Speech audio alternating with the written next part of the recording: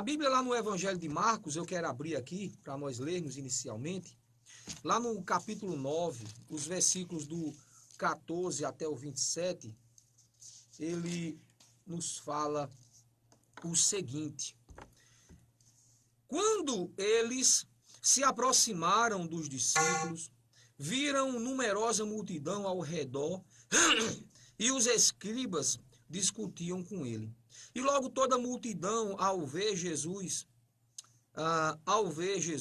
tomada de surpresa, correu para ele e o saudava. Então ele interpelou os escribas: que é que discutis com eles? E um dentre a multidão respondeu: Mestre, eu trouxe-te o meu filho, possesso de um espírito mudo. E este, onde quer que o apanha, lança-o por terra, e ele espuma, rilha os dentes e vai definhando. Roguei a teus discípulos que o expelissem, e eles não puderam. Então Jesus lhe disse: ó geração incrédula, até quando estarei convosco? Até quando vos sofrerei? Trazei-mo. E trouxeram-lhe. Quando ele viu a Jesus, o espírito imediatamente o agitou com violência, e caindo ele por terra, revolvia-se espumando. Perguntou Jesus ao pai do menino: há quanto tempo isto lhe sucede? Disseram: desde a infância, respondeu. E muitas vezes o tem lançado no fogo e na água para o matar. Mas se tu podes alguma coisa, tem compaixão de nós e ajuda-nos. Ao que respondeu Jesus: se podes, tudo é possível ao que crê. Tudo é possível ao que crê. E imediatamente o pai do menino exclamou com lágrimas: eu creio, ajuda-me na minha falta de fé. Vendo Jesus que a multidão concorria, repreendeu o espírito imundo e dizendo-lhe: espírito mudo e surdo, eu te ordeno, sai deste jovem e nunca mais tornes a ele. E ele, clamando e agitando muito, saiu, deixando-o como se estivesse morto, a ponto de muitos dizerem: morreu. Mas Jesus, tomando-o pela mão, o ergueu e ele se levantou. Louvado seja o nome do Senhor. Queridos, tudo é possível ao que crê. Você sabe por que muitas pessoas sofrem hoje? Eu vou dizer de uma maneira melhor, colocar de uma maneira melhor. Sofrem demais, sofrem demasiadamente, porque o sofrimento ele está atrelado à vida, à vivência humana. O sofrimento tem a ver com as aflições que nos acompanham. Então, realmente, todos nós sofremos. Agora a questão é que algumas pessoas sofrem mais, outras sofrem menos, outras vivem por causa do sofrimento desesperadas e outras passam pelo sofrimento de maneira resignada, de maneira suave e vão passando e vão vivendo suas vidas, até aparentando que não sofrem, né? De tanta resistência, de tanta disciplina na fé. Mas, na verdade, qual é o diferencial? O diferencial eu encontrei aqui. Esse homem, que era um pai, que vivia um drama de ter dentro da sua casa um filho endemoniado, um filho possesso, criança ainda, mas desde a sua mais tenra idade, ele já era possesso. E a vida toda esta criança era jogada no fogo, na água, por este espírito imundo, na tentativa de matá-lo. E esta família, com certeza, vivia um drama, uma dificuldade imensa, porque o problema ali era do menino, mas toda pessoa está atrelada a um seio familiar. E aquele problema não era apenas do menino, era do pai, era da mãe, era dos familiares. E ali haviam muitas pessoas envolvidas, sofrendo esse drama juntamente com aquela criança. E isso é a realidade de muita gente. Às vezes temos uma pessoa enferma dentro de casa, uma família numerosa, 10, 15 familiares. Aí tem 14 pessoas sadias, gozando da mais plena saúde. Aí basta um enfermo dentro daquela casa para que toda a família fique enferma também. E quando eu falo enfermidade, eu estou citando uma área de aflição, uma área de dor, de sofrimento.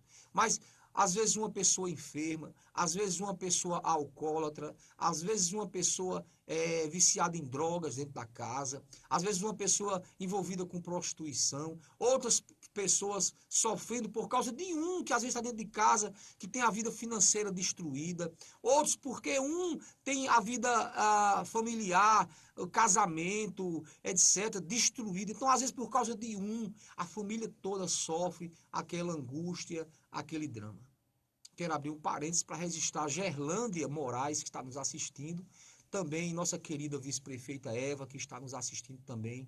Muito obrigado pelas vossas audiências. Então, queridos, o drama desta família aqui era enorme. Era algo tremendo, era algo que machucava muito aquele pai, principalmente. E ele, como provedor da casa, ele correu atrás. Esse homem, eu creio que ele já tinha procurado muitas outras alternativas. E quando ele ouviu que Jesus estava por ali na região, quando ele ouviu aquilo que se fazia, eu creio que o coração dele associou aquilo que estava acontecendo no entorno dele a uma possível porta de cura para o seu problema. Bom dia também, Eva, para você, para toda a sua família. Que Deus te abençoe. Então, queridos, ele foi não muito bem orientado, talvez porque às vezes os rumores chegaram de maneira diferente para ele, mas ele passou primeiro pelos discípulos e ficou decepcionado, porque ele procurou os discípulos de Jesus e os discípulos de Jesus não puderam repreender aquele espírito e ele ficou decepcionado. Talvez ele tenha dito, essa coisa que estão falando por aí, isso é invencionice, olha, não aconteceu nada. Não aconteceu nada.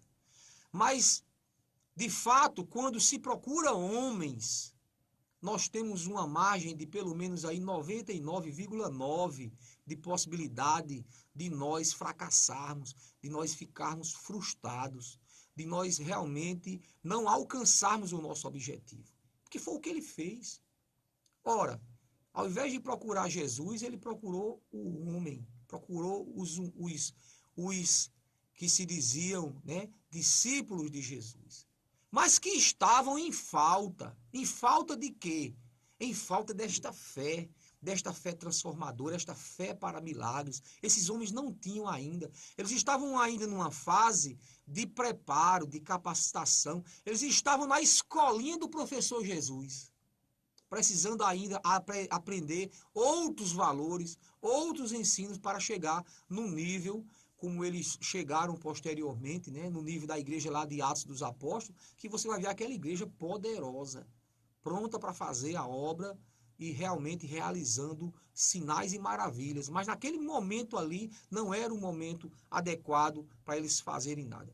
No entanto, Jesus aproveita essa circunstância toda para nos dar um ensino poderoso acerca da fé.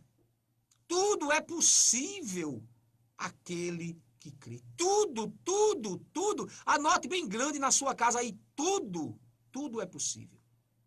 A intervenção divina não está associada apenas a determinadas coisas na sua vida. Tem pessoas que têm dificuldade de colocar Deus numa causa muito material na sua vida. Não, coloca Deus em tudo. Coloca Deus em tudo, em todas as áreas. Até numa dívida que você tem. É uma questão financeira, vou misturar Deus com dinheiro. Misture que dá certo.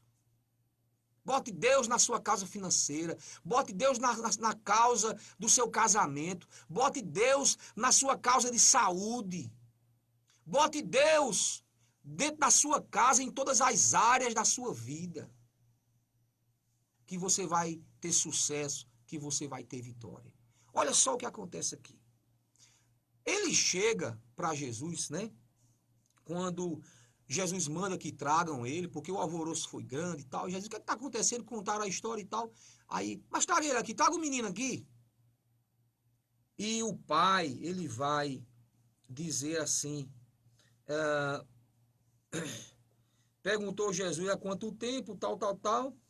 No versículo 22, o pai do menino vai dizer, muitas das vezes o demônio, né, ele o lança na água, no fogo para o matar. Aí diz para Jesus, e se tu podes fazer alguma coisa, tem compaixão de nós, se tu podes. Olha o tamanho do si que ele colocou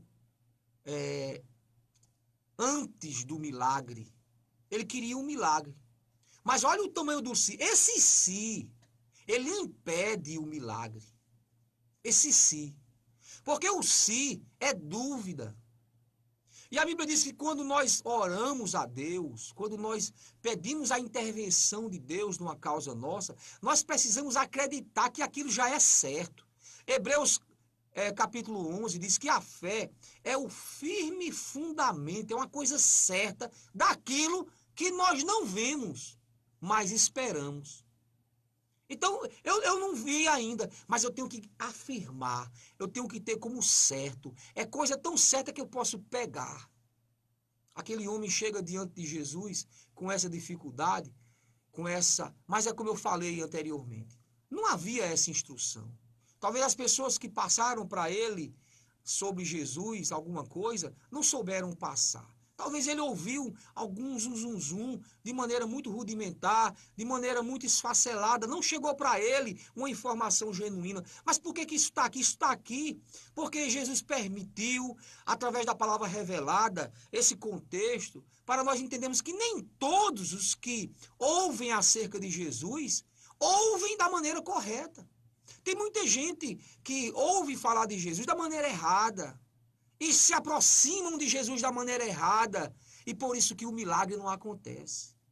É necessário nós aprendermos de Jesus da maneira certa. É necessário entendermos quem é Jesus dentro do contexto da igreja, da vida cristã, para podermos recorrer ao seu favor da maneira correta e aí, com certeza, cumprindo todos esses caminhos verdadeiros, certos, corretos, com certeza a bênção vai acontecer. Um abraço muito grande para a minha querida irmã Zuleide, lá de Santa Terezinha. A paz do Senhor Jesus para você também, Zuleide. A Nela está em Toritama, Zuleide Araújo e Roberto Nascimento.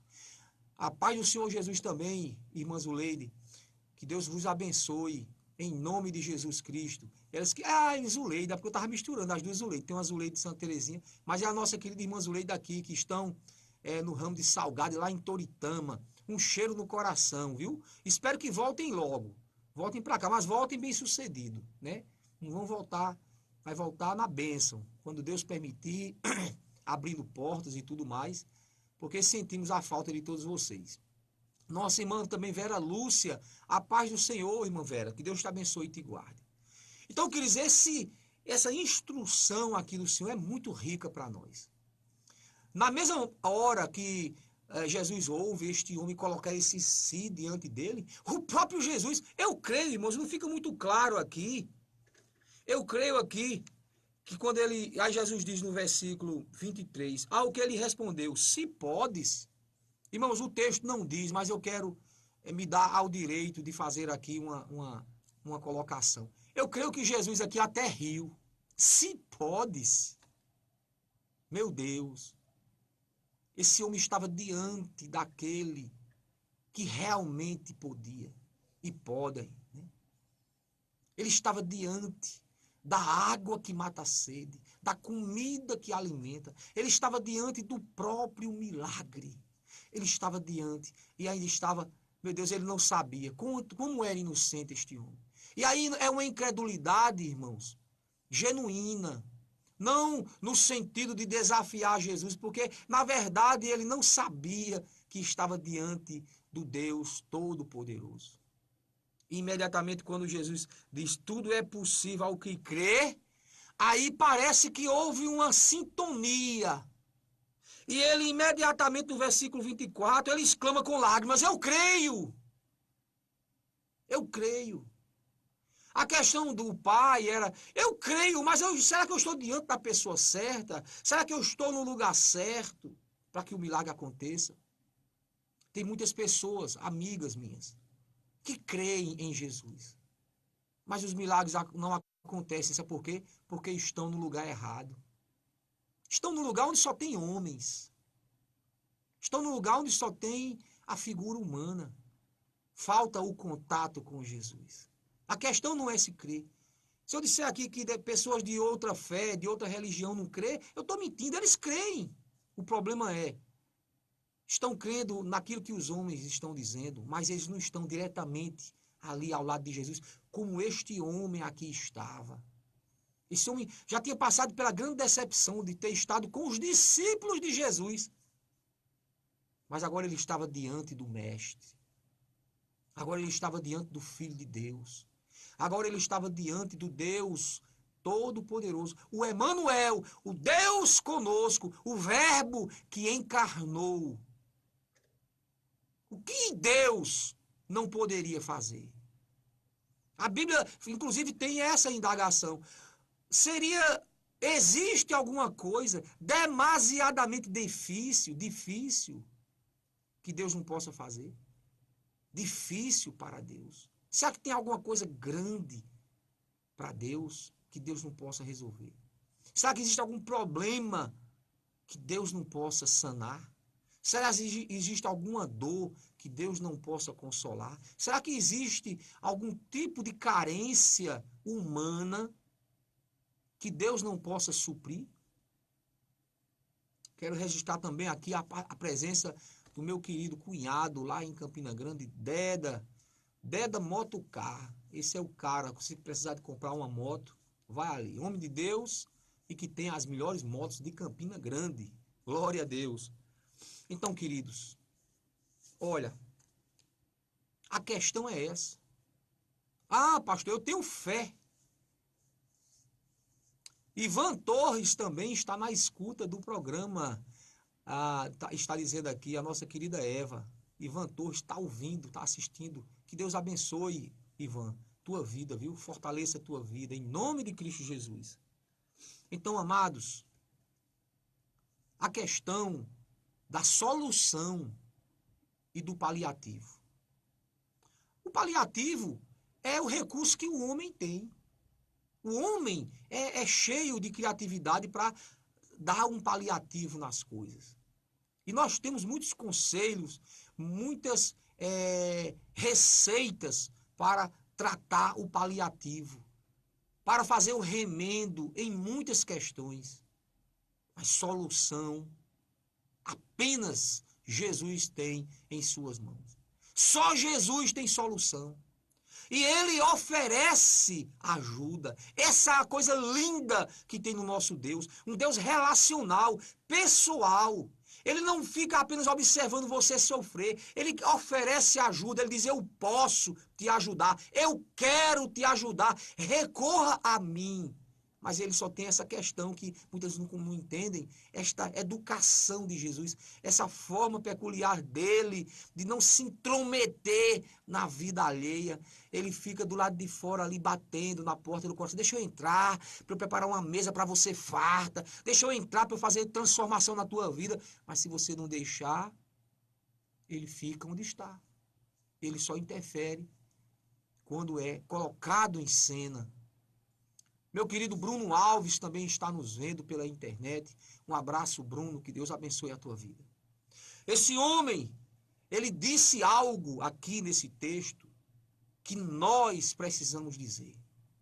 Nós precisamos reconhecer que a nossa fé ela é deturpada, que esse crer nosso, muitas das vezes, é um crer cheio de dúvida, é um crer defeituoso, por isso que muitas das vezes não alcançamos os milagres que queremos, mas o problema não está em Deus, o problema está em nós. Nós não fomos ensinados a ter uma fé de muita convicção em Deus, mas de termos fé no homem. Por isso nós somos levados, desde a idade da infância, a adorar, a venerar, dizer assim, como é que tem um nome, meu Deus? Me esqueci agora do nome. Mas nós, muitas vezes, fomos ensinados a estarmos venerando homens mesmos. Homens que já existem, estão vivos, e outros que já cumpriram a sua jornada. Por isso que às vezes temos dificuldade de estar num momento onde é só nós e Deus. Tem nada. visível, algo que eu possa me sustentar, tocar, sentir. Não, é só eu e Deus. Aí, chega nesse momento, nós temos dificuldade. Mas esse homem aqui, ele disse algo que eu e você precisamos dizer. Eu quero apenas registrar JP Silva, que está nos vendo também. Que Deus abençoe. Também nossa querida irmã Mauricélia. Deus te abençoe. Mauricélia Deda. A paz do Senhor. Um bom dia para você também, Mauricélia. Um cheiro no coração. Esse homem diz assim para Jesus. Esse homem diz assim. Imediatamente o pai do menino exclamou com lágrimas: Eu creio. Aí ele diz: Ajuda-me na minha falta de fé. Ajuda-me na minha falta de fé. Sabe, muitas das vezes nós queremos um status dentro da igreja. E esse status, ele vem quando nós, eu sou um homem de fé. Eu sou uma mulher de fé. Eu tenho muita fé. Tudo que acontece, eu tenho muita fé em Deus. Eu tenho muito, sabe? Quando tá tudo bem, o dinheirinho tá caindo na conta bancária, a saúde tá em dia, a situação familiar tá dentro do planejado, tá dentro do esperado, as coisas estão bacaninha, eu tenho fé. Mas quando o diabo vem e faz uma ciranda dessa dentro da casa, como fez na casa deste homem, o diabo vem, mete o dedo, e não apenas mete o dedo, entra na vida desta criança e vai infectar esta família inteira. E isto vira, sabe, um inferno em vida. Aí sim, aonde a fé tem que ser provada, aonde a fé é levada para o terreno do deserto, aonde nós somos levados ali para ser colocados em prova. Aí sim, é onde o nego chora e a mãe não ouve. Ali sim é o lugar de você provar a sua fé.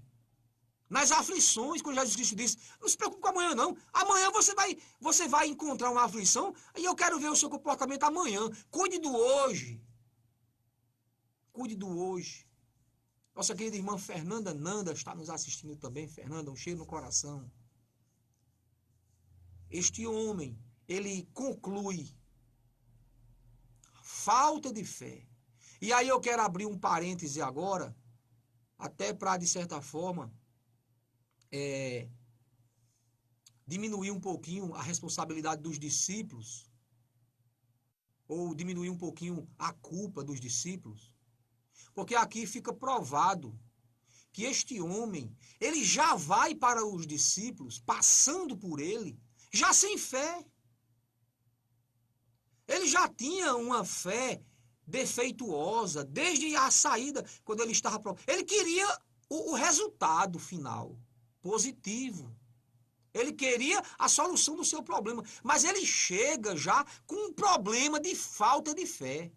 Ele chega com um problema de uma fé defeituosa. E assim as igrejas estão cheias. As igrejas estão cheias de pessoas que estão sobrecarregadas com muitos fardos, muitos problemas. E não é falta de Deus. O problema está na fé defeituosa. Pessoas que vêm com aquela aparência de crente, é Bíblia debaixo do braço, é aquela roupinha que cai bem, mas não tem fé. E quando tem, é uma fé pequenininha, que às vezes não dá coragem a ele, nem para dizer, estou salvo. Tem pessoas que não têm fé, nem para dizer isso. Olha, o cristão, ele tem que medir o tamanho da sua fé por isso. Você que é cristão, você que diz que é cristã, você que diz que é cristão, me responda aí sozinho, eu e você. Você garanta agora, você afirma que se você der um piripaque agora, você morrer, você está salvo, você está salva. Você crê nisso? Ou você crê que isso é algo que você não sabe, quem vai resolver é Deus? Começa daí a sua fé. Começa daí o tanto que você tem fé em Deus. Começa daí para mostrar o nível de intimidade que você tem com Deus. Começa daí para você mostrar e poder revelar ao mundo e para você mesma o tanto que você sabe sobre Jesus e sobre o evangelho poderoso de Jesus. Então esse homem já chega assim, mas ele chega com humildade. Ele não maquiou a sua personalidade. Ele não fez nenhuma maquiagem. Ele de imediato disse para Jesus: Senhor, ajuda-me na minha falta de fé. Ajuda-me.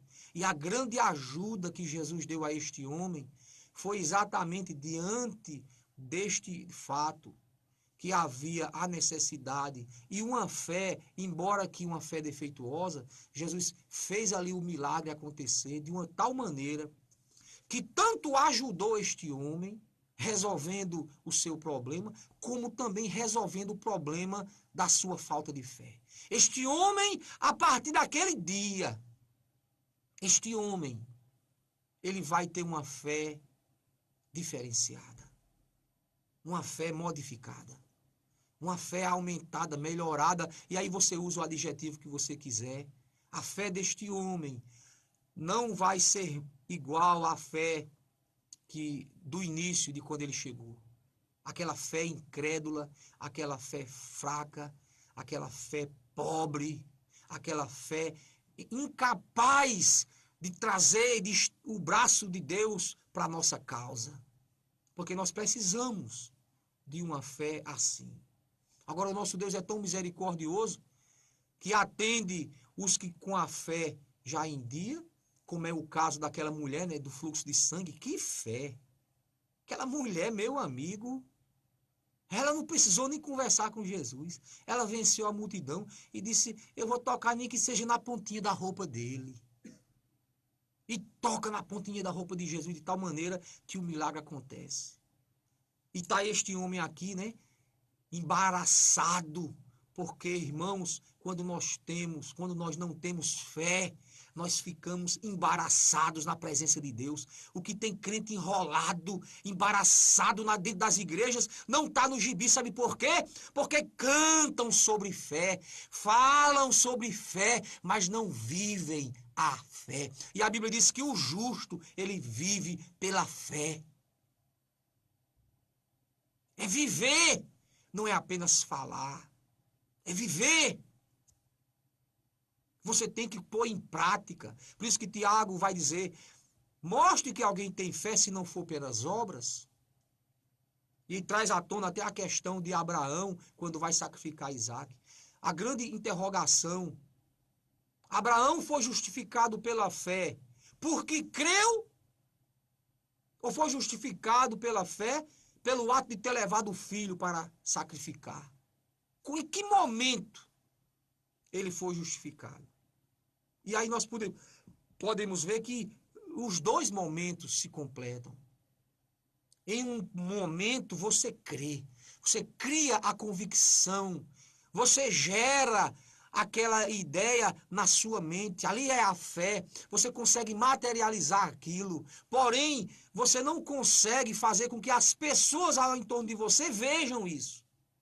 É necessário que você materialize externamente esta fé que está dentro de você.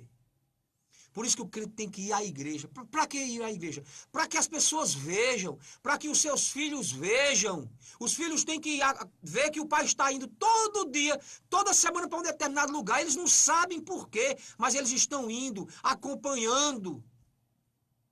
Isso é a forma de materializarmos para o mundo exterior, ou seja, fora de nós, que nós temos fé em algo. E este algo está ali. O que é que nós vamos buscar na igreja? O que é que nós vamos buscar neste livro? Porque abrimos e porque lemos. Tem algo aqui que nós queremos. Então, tudo isso são coisas que exteriorizam esta fé que está dentro de nós. Por isso que o fato de ir à igreja, de reunir com os irmãos que são co-participantes desta mesma fé, co-praticantes desta mesma fé. E nós juntos criamos a koinonia que agrada a Deus, a comunhão que agrada a Deus, E lá no Salmo 133, fica claro que o Deus diz assim: ali eu ordeno a bênção. Naquele ambiente coletivo, não é no individual, é no ambiente coletivo, na congregação daqueles que comungam da mesma fé, na reunião, naquele lugar ali, Deus ordena a bênção, porque agrada a Deus. Então, queridos, é importante termos a vida cristã como uma escola e não apenas como um evento social. Tem muitas pessoas que fazem do seu compromisso de ir à igreja no final de semana como uma obrigação social. Ah, eu vou porque eu tenho que ir, senão fulano vai ver, vai notar a minha ausência. Se fulano vai... Ah, eu tenho que ir porque eu preciso até inclusive ir, porque eu tenho que falar com Beltrano. Ah, eu tenho que ir porque lá realmente fulano vai estar lá e eu aproveito e converso algo com fulano. Qual é a tua motivação? Eu só sei de uma coisa. Tudo é possível para o que crê. Tudo é possível para o que crê. Lá em Filipenses diz que Deus em Cristo Jesus suprirá cada uma das nossas necessidades. Em Cristo, Deus, o Deus provedor, em Cristo, na fé que eu tenho em Cristo e através de Cristo, seremos supridos. Porque foi Jesus que disse: vinde a mim, todos vós, todos os sobrecarregados. Todos os sobrecarregados. Qualquer coisa que está sobre você pesando, qualquer coisa, é o sobrepeso. Problemas familiares, problemas financeiros, problema de pecado, problema de espiritual. Qualquer que seja o fardo que esteja sobre você, pesando, diminuindo a tua qualidade de vida espiritual, impedindo o teu crescimento, qualquer coisa, Jesus diz: eu vos aliviarei. Então ele resolve o nosso problema da reconciliação com Deus, quando ele nos perdoa os pecados, nos batiza com o Espírito Santo e nos garante a salvação eterna. Mas nesse meio tempo, enquanto aguardamos a nossa ida ou a vinda dele, ele cuida de nós. Porque nós somos adotados como filhos dentro desta família dele. E Deus não pode ser um pai pior do que nós somos para os nossos próprios filhos. Se nós, que somos maus, sabemos cuidar bem dos nossos filhos, imagina Deus. Portanto, queridos, não deixe de crer. E acredite, tudo é possível ao que crê. Que Deus te abençoe, que Deus te guarde. Muito obrigado a todos pela audiência nesta manhã. Um abraço para a Liamara, Kelly, um abraço também para Franco Neto, um abraço para você que ficou conosco até agora, um abraço para meu querido Renan, que está conosco sempre toda quarta-feira. Convido você a estar conosco nesta semana de oração, aqui na Igreja Batista, Jardim Planalto, São Mamede. E domingo nós temos um culto maravilhoso, abençoado, culto de louvor e adoração a Deus, o culto da família cristã. Venha, participe. Fiquem todos na paz do Senhor até quarta-feira que vem. Tchau, tchau, povo de Deus! Você acabou de ouvir